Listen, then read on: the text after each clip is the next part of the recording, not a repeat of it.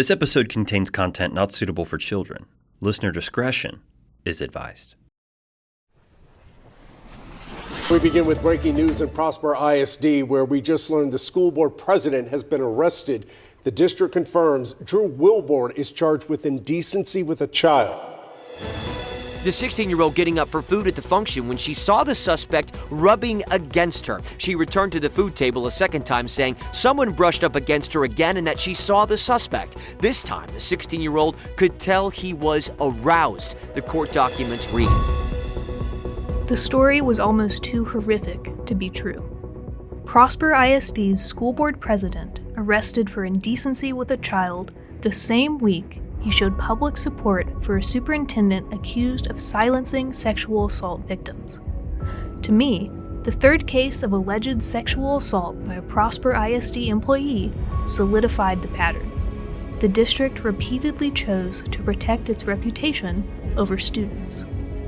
But is that pattern only a Prosper ISD problem? Or are students at other schools across the state at risk from apathetic administrators? I'm Katie Marshall, and this is episode 4 of Exposed, the dark side of Texas schools.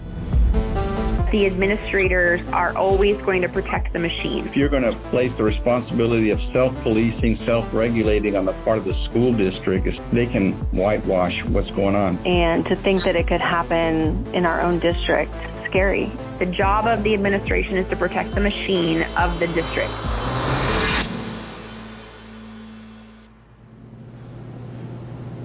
You have the right to remain silent. Anything you say can and will be used against you in a court of law.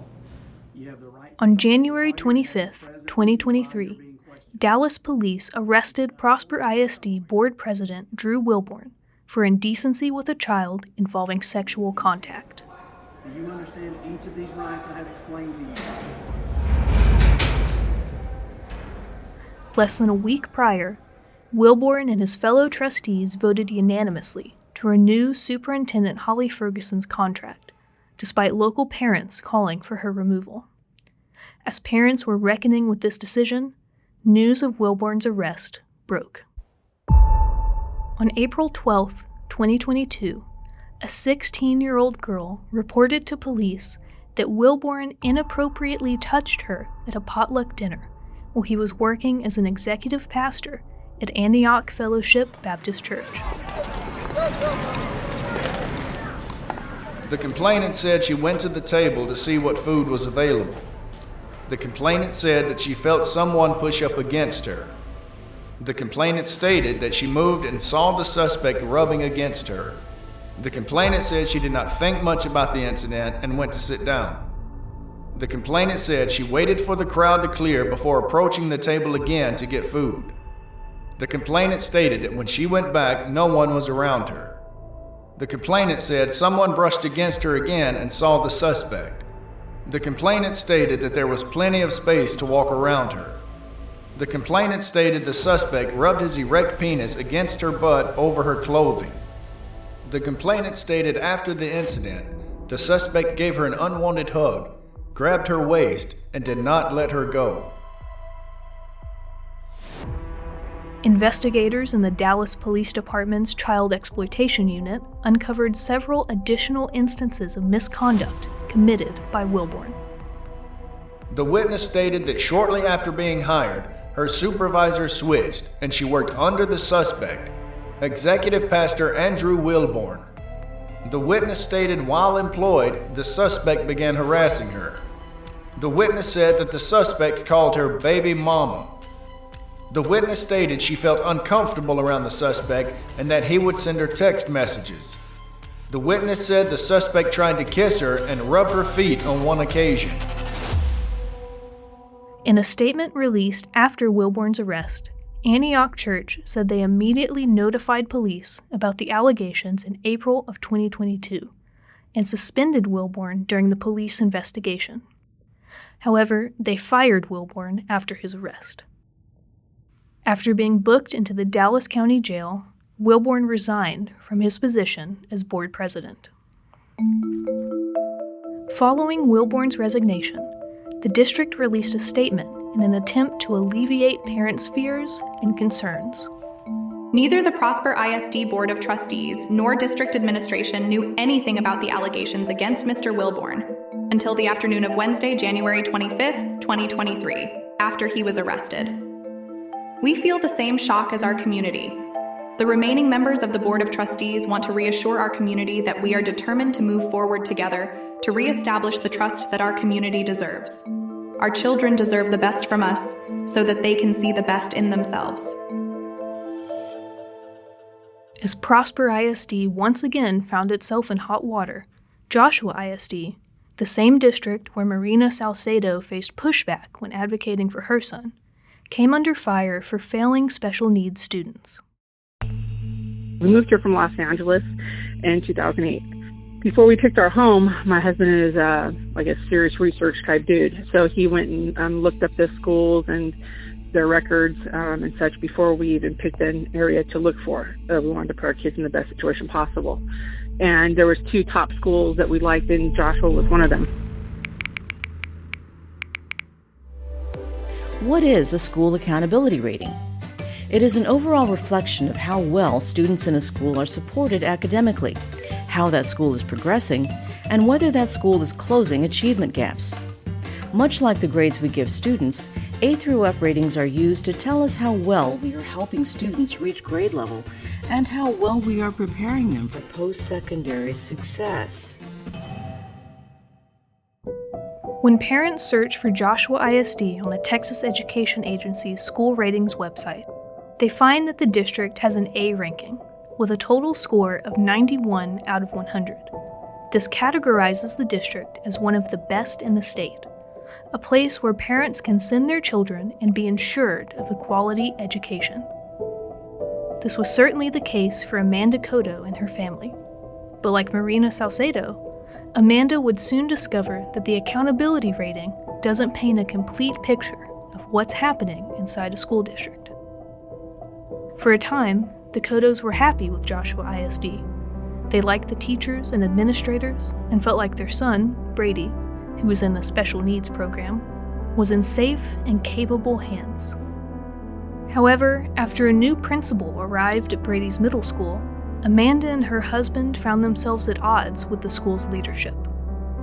We bumped heads a little bit in the beginning. She is the one who told me if I didn't like how things were going with Brady that I should pull him from our school. And she said it in kind of a patronizing kind of tone. It was, "Oh, Amanda, if you're, if you really don't feel comfortable with him being here, please just take him out of the school. I wouldn't want you to feel uncomfortable." The administration also encouraged Amanda to move her son to a new middle school in the district with an extensive special needs program, only to be told weeks before the new school year started that the district had run out of money for the project. Amanda pointed out that a few years prior, the district passed a $50 million bond dedicated to improvements. So 2 weeks before middle school started for my son, I get this phone call. "Oh, gee, shucks. There wasn't enough money." "What do you mean there was no money? We just approved a bond. It's just $50 million. There's no program for Brady there. He's going to have to go to the old school. But don't worry, Amanda.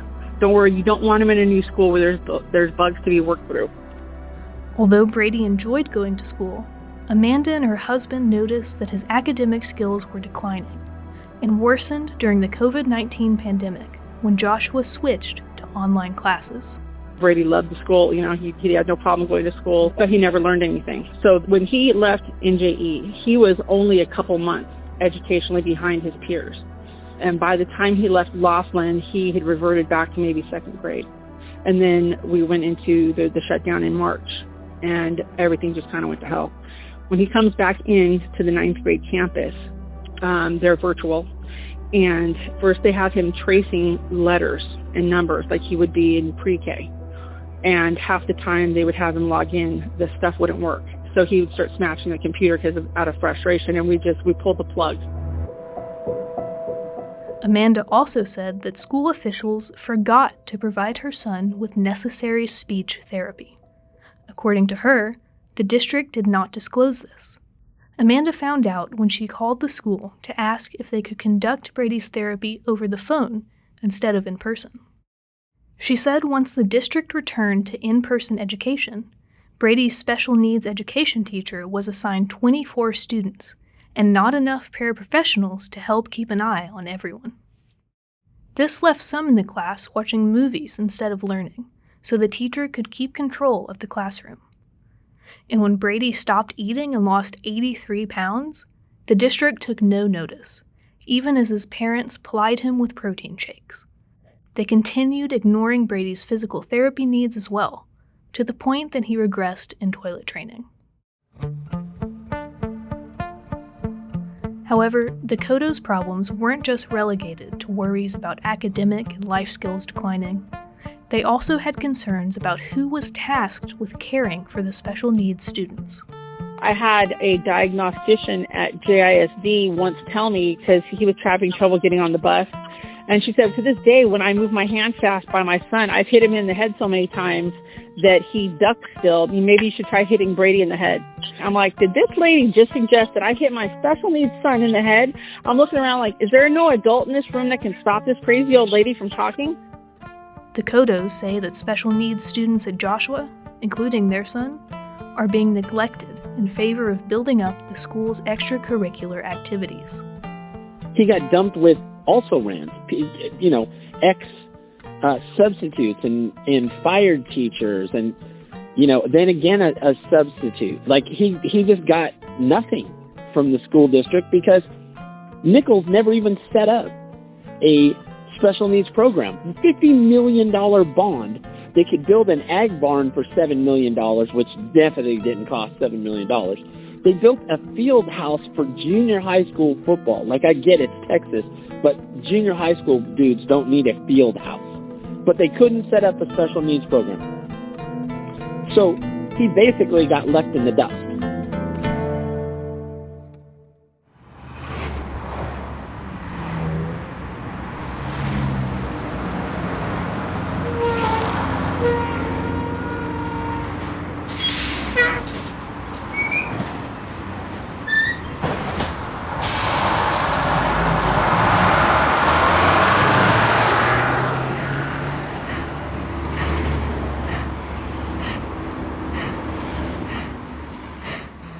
They lost our 5-year-old nephew one day. He had gotten on a bus. It was his first day of school. He was in kindergarten, and nobody cared to know that there was a 5-year-old that didn't know that he wasn't supposed to get off at the first stop. Well, the first stop is right next to a major road where people do 55 miles an hour on it. In fact, it's such a fast road that they won't even put a school crossing even though it's right next to the school because they don't want kids going across it because it's so fast. But our nephew was found wandering next to a major highway where cars are doing 55 miles an hour. It's so lucky that Good Samaritan found him because I think we all know how that could have gone bad. He could either try to play Frogger or he could have got kidnapped. But a Good Samaritan found him, and he'd been missing for 45 minutes before they found him. I asked Amanda what the district's response was to their bus driver losing a small child next to a busy street. And her response also fit another pattern that I noticed playing out across a few school districts. The district giving concerned parents an apathetic non-response when they bring up an issue.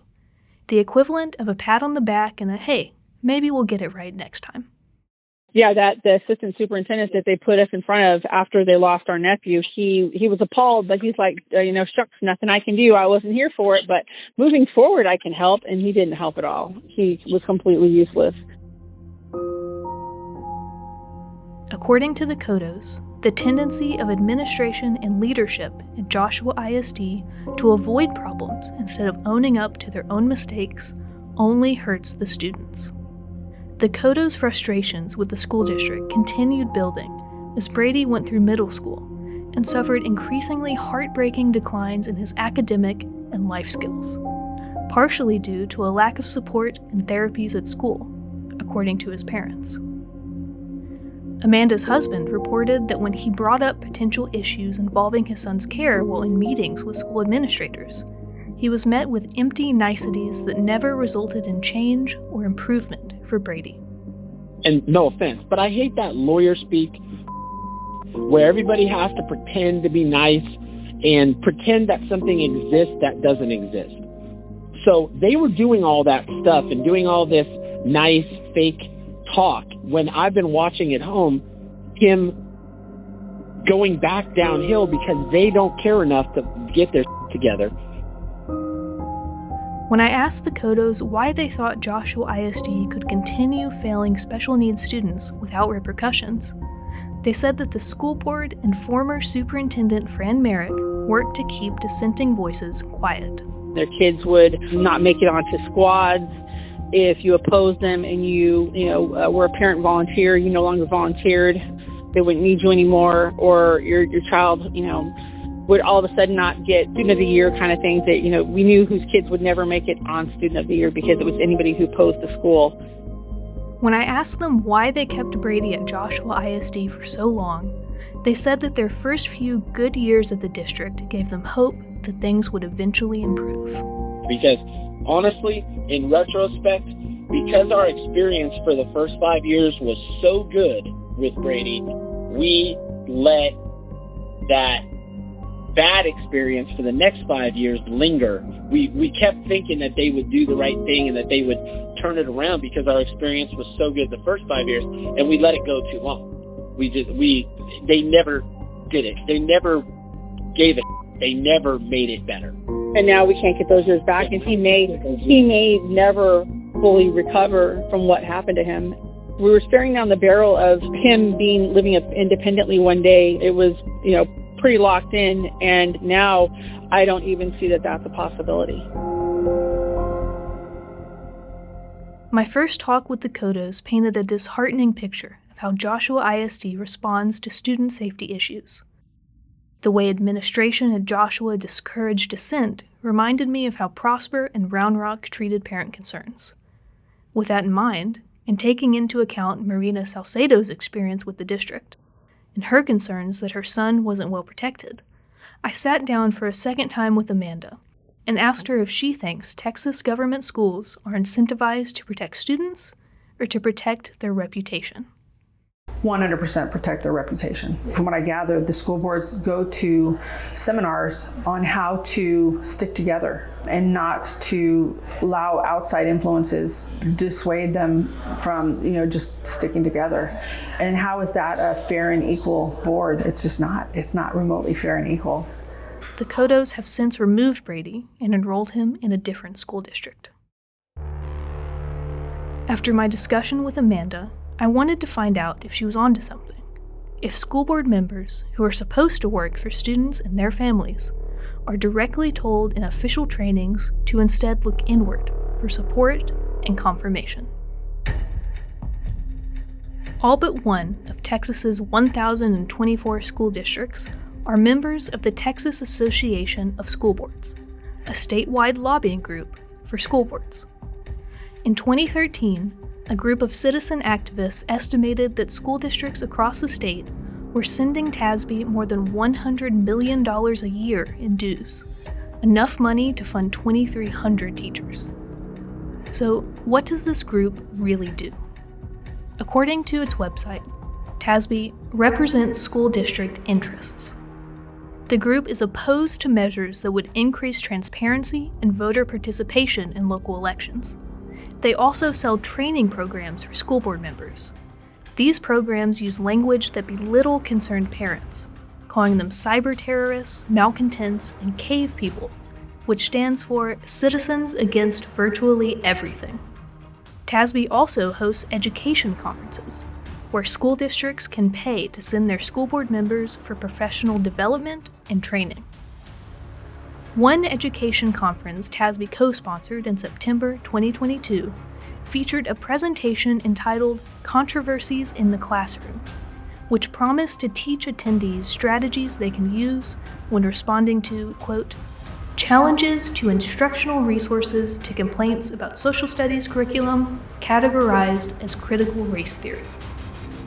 Attendees were also warned that dissatisfied parents may look to homeschooling or vouchers if their concerns are not addressed.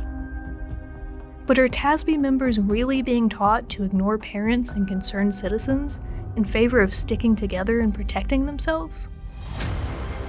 Well, that September 2022 TASB conference also hosted another workshop, this one entitled From Disruption to Engagement Through the Prosper ISD School Board Promise.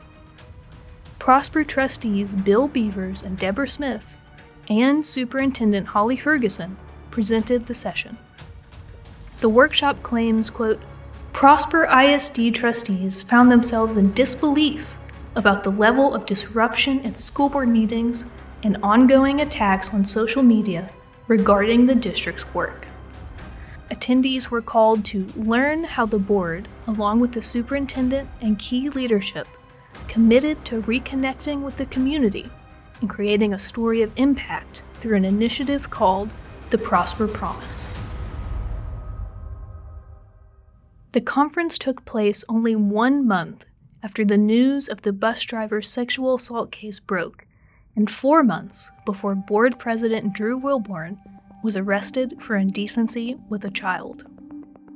Welcome back for another edition of A Few Minutes with Dr. Ferguson. This week I'm going to talk about the Prosper Promise. I want to remind everyone, we are Prosper, we are one. Less than a month after Wilborn's arrest, the Prosper School Board held a meeting to decide if they would appoint Wilborn's replacement or set up a special election so citizens could choose his replacement.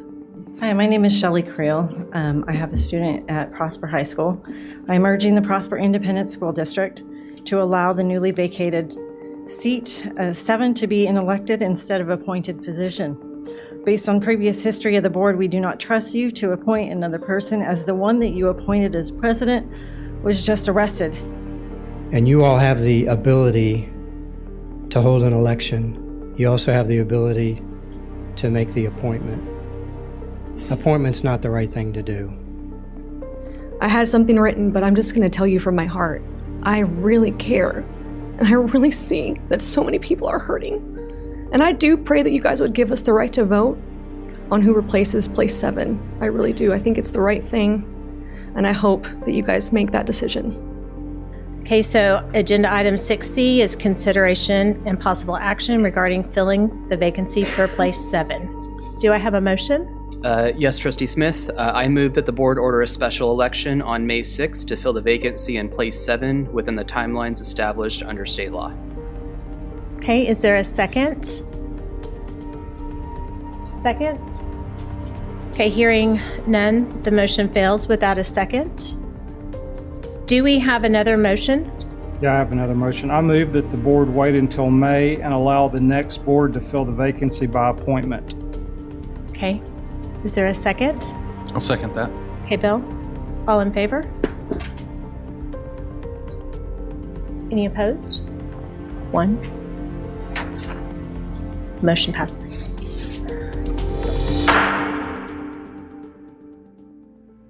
I didn't think it was possible to lose more faith in our school board members. They proved me wrong.